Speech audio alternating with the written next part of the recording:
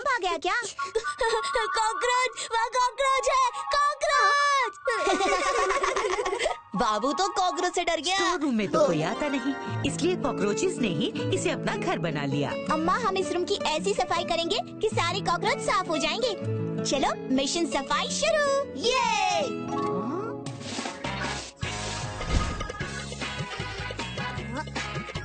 बाबू संभल के, वहाँ कॉकरोच होगा।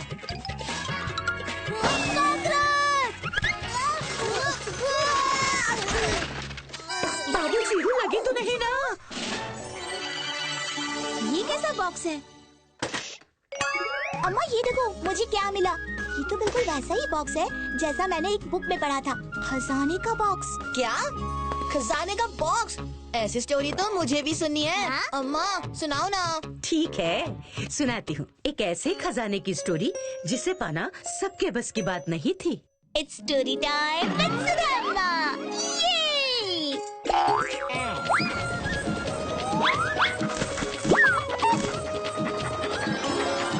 The enchanted Scorpions.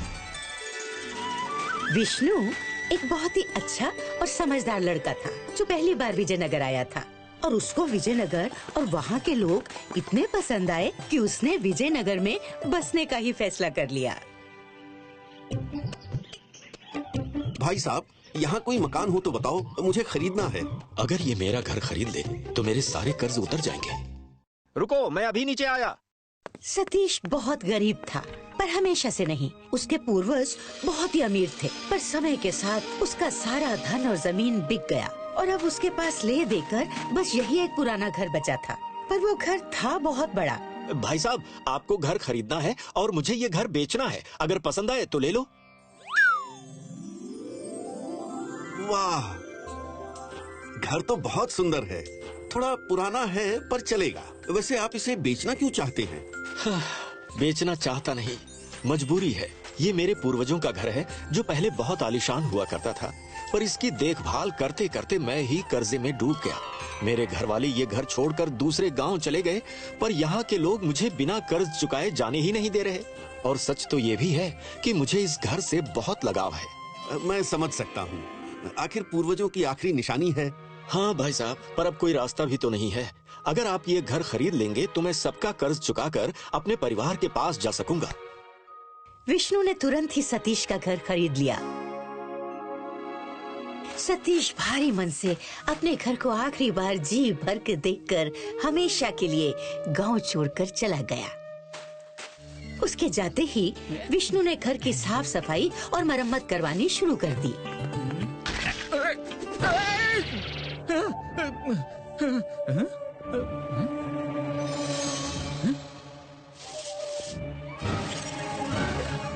अरे ये बक्सा कोई खजाना लगता है।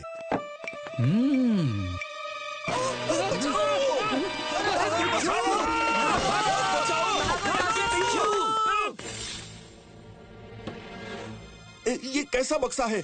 बिच्छू से भरा हुआ। जरूर इसके पीछे कोई राज है। बिच्छू से भरे बॉक्स को देखकर विष्णु सोच में पड़ गया और उस बॉक्स को लेकर वो विजयनगर के सबसे बुजुर्ग और बुद्धिमान आदमी के पास गया। बाबा, ये बक्सा मुझे सतीश के घर में मिला। मैंने सतीश को बहुत ढूंढा पर वो मुझे कहीं नहीं मिला। अब आप ही मेरी शंका का समाधान कर सकते हैं। पूछो बच्चा। बाबा, आश्चर्य की बात है कि ये बक्सा बिच्छू से भरा है।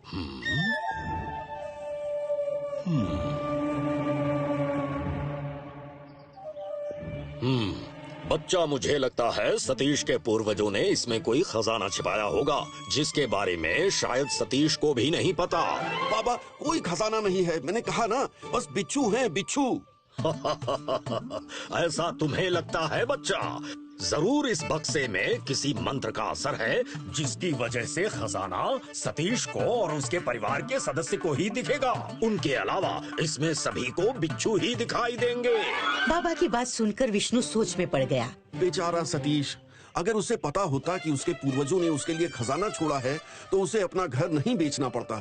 सतीश की हालत पर तरस खाकर विष्णु ने तय किया कि वो उस बक्से को संभाल के रखेगा तब तक जब तक उस खजाने का असली हकदार उसे नहीं ले जाता। कुछ ही दिनों में विष्णु ने उस घर में अपनी दुकान खोली और घर में मिले बक्से से 4 बिच्छू निकालकर दुकान के चारों कोनों में रख दिए। देखते ही देखते विष्णु की दुकान पूरे विजयनगर में बिच्छू की दुकान के नाम से प्रसिद्ध हो गई। वो जल्दी ही विजयनगर के लोगों के साथ घुल मिल गया। उसके अच्छे व्यवहार के कारण कोई विष्णु का दोस्त बन गया तो कोई उससे जलने लगा। धीरे धीरे लोगों के मन से बिच्छू का डर भी निकल गया। अपनी दुकान से विष्णु ने अच्छा खासा धन कमाया, लेकिन उससे भी अच्छी बात ये थी कि अमीर होने के बाद भी वो गरीबों की मदद करना नहीं भूलता था। इस तरह कई साल बीत गए। विष्णु देखते देखते बूढ़ा हो गया, लेकिन कोई भी उस बिच्छू से भरे बक्से को लेने नहीं आया।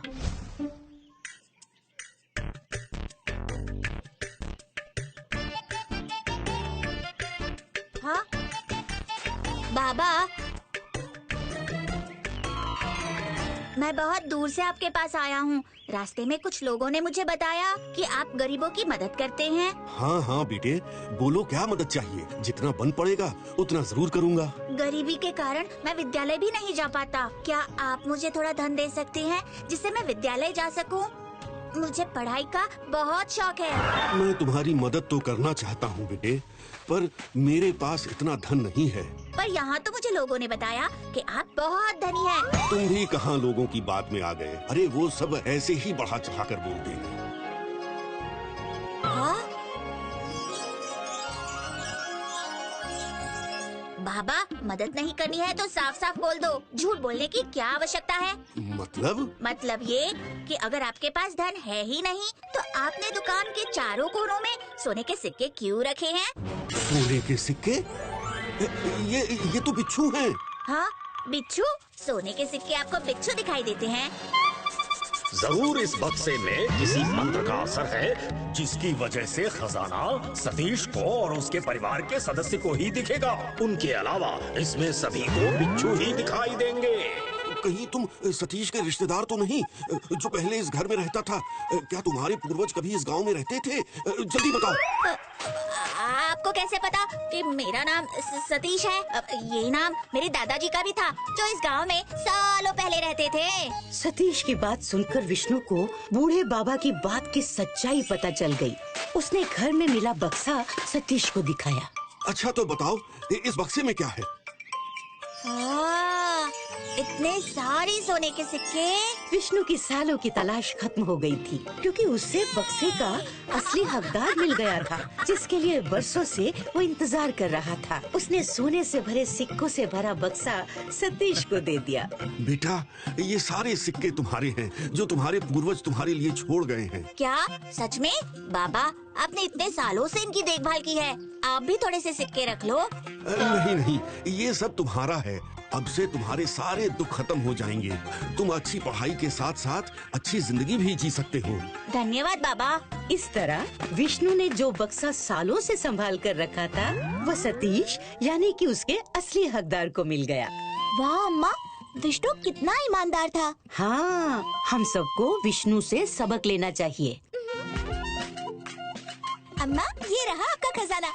देखा, विष्णु की तरह मैंने भी आपका खजाना संभाल कर रखा है।